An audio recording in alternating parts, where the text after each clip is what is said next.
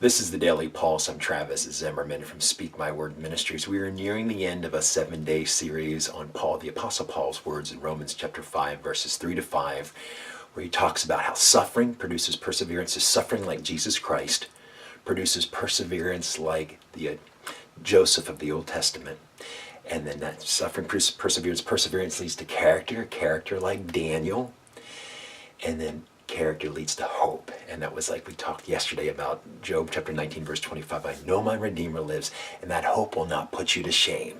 That's what the Apostle Paul teaches. And as I think about an example of that, God led me to the book of Ruth and how God worked through these beautiful ladies, Naomi and Ruth. Naomi left with her husband and her 2 sons when there was a famine, and came back empty. He said, call me Mar. It means bitter because the Lord has sent me, has left me bitter with nothing. She was feeling dejected. And yet, against all odds, and God doesn't listen to the odds, Ruth stuck with Naomi.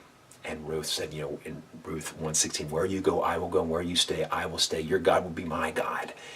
And God honors that. It says suffering, perseverance, character, and hope. But hope does not disappoint us.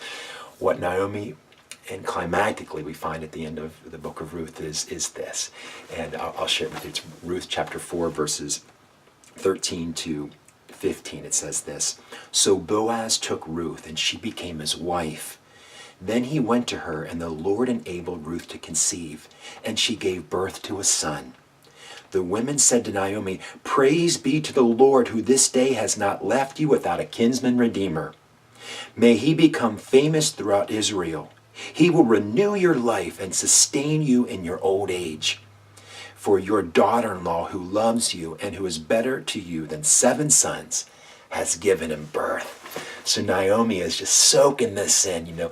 Ruth delivers her grandson, and that grandson is, of course, we know the lineage there. This will be, Ruth is the great grandmother of King David. Jesus is the son of David.